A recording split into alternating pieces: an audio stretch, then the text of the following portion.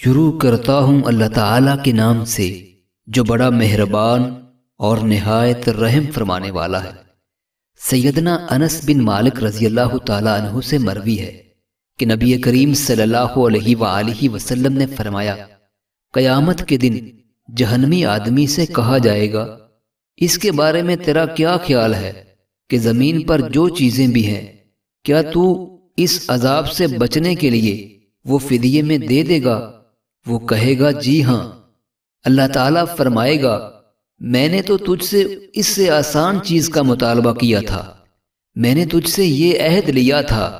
جب کہ تو آدم علیہ السلام کی پیٹھ میں تھا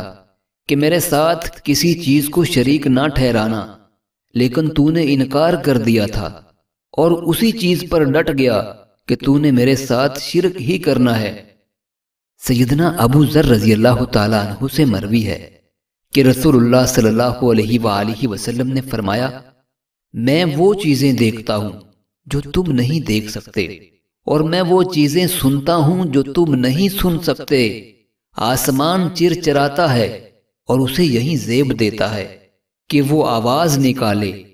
کیونکہ اس میں ہر 4 انگشت کے بقدر جگہ پر فرشتہ سجدہ ریز کیے ہوئے ہے۔ اگر تم کو ان امور کا علم ہو جائے جو میں جانتا ہوں تو تم کم ہنسو اور زیادہ رو، اور تم بستروں پر اپنی بیویوں سے لذتیں حاصل کرنا ترک کر دو،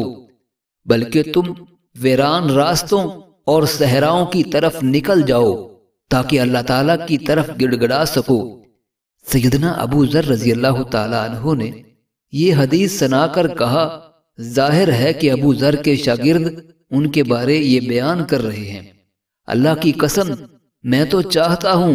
کہ میں درخت ہوتا جسے کاٹ دیا جاتا۔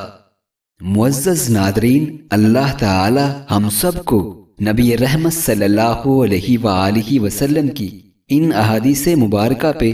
عمل کرنے کی توفیق عطا فرمائے، آمین۔